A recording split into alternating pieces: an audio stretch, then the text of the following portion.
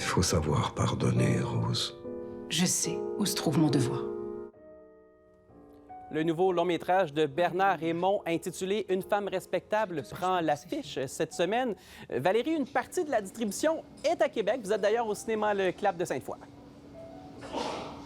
Oui, je vous dirais qu'on est gâtés cet été avec les sorties de films québécois. C'est un autre bon film à découvrir, cette fois-ci de Bernard Raymond avec Hélène Florent. Ils nous font le plaisir d'être avec nous juste avant l'avant-première. Vous allez bien?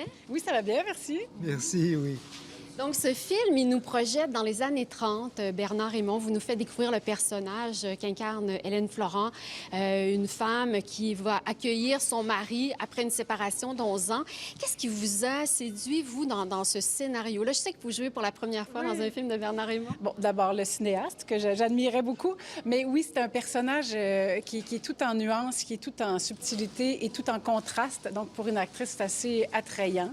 Ce qu'elle dit, ce qu'elle pense, ce qu'elle ressent, ce qu'elle camoufle, qu'elle cache, tout ça ajoutait vraiment dans la création du personnage. Ça devenait assez complexe, donc encore plus amusant et intéressant. Et le défi était grand, mais j'étais bien accompagnée, disons.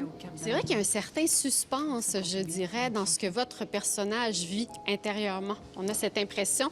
Bernard Raymond, c'est un film qui est inspiré du récit Toute la vie, Le cœur en peine de Pirandello. Qu'est-ce qui vous a touché de ce récit-là que vous avez voulu incarner dans le film? C'est un peu la même raison qu'Hélène. Les personnages de la nouvelle sont tout en nuances, tout en contradiction.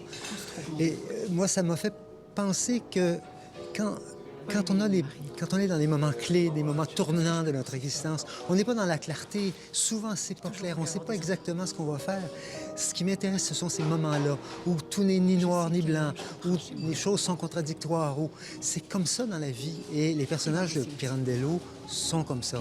Et c'est un bonheur de diriger des comédiens qui acceptent de se glisser, qui acceptent de jouer ce jeu-là, parce que de les voir composer des émotions contradictoires, des émotions nuancées, c'est un bonheur de cinéaste. Oui. Bien, merci beaucoup pour cette courte entrevue ce soir.